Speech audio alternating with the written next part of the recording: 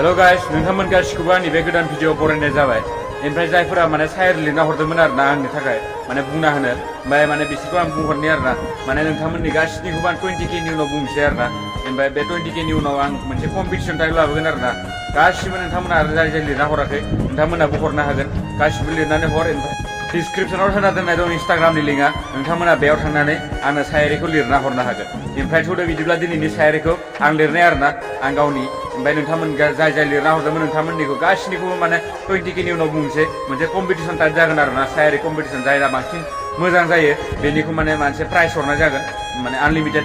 मास मोनसेनि थाखाय प्राइज हरनाय जागोन आरोना जाय देराय सबनिख्रुइ माने 24 घन्टानि भितराव कमेन्ट बक्सआव जायना बांसिन सापर्ट फैयो जायनि नाम्बारा बांसिन सापर्टआव थायो बिथाङानो प्राइजखौ मोननाय जागोन थ'दो बिदिब्ला दिनैनि सायारिखौ खोनासंसै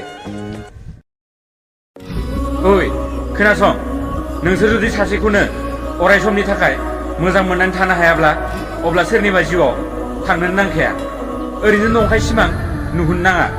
आरो साननैसोनि थाखायल' नंखाय मोजां मोनफानानै सोरनिबा गोसोखौ सेफायनो नाङा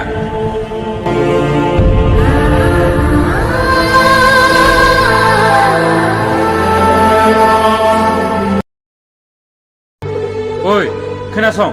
नों जुदि आंखौ गारनानै थांनोमोनब्ला फार्स्ट टाइमावनो गारनानै थांखानांगौमोन मानो ओरैनो नंखायनो मोजां मोनफानानै मोजां मोननायखौ गिदिर लुनानै मानो सेफायना थांखो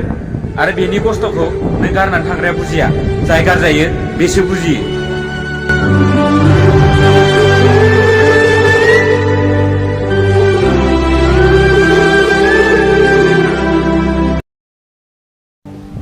ओइ सना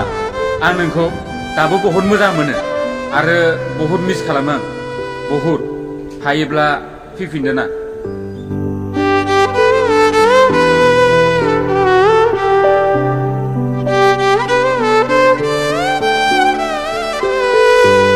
हेलो गाइस नोंथांमोना दिनैनि सायारिखौ बोरै मोनखो कमेन्ट बक्सआव खोन्थाहरनो थाखाय दाबाव आरो लोगोसे लाइक खालामनो थाखाय दाबाव आरो नोंथांमोना जायफोरा सायारि हरनो गोसो हरनो थाखाय दाबाव थ'दो बिदिब्ला दिनैनि भिडिअखौ बिसिमावनो दोनथ'नाय जाबाय अब्ला जों नेक्स्ट भिडिअआव ज'नो लोगो मोनलायनोसै अब्लासिम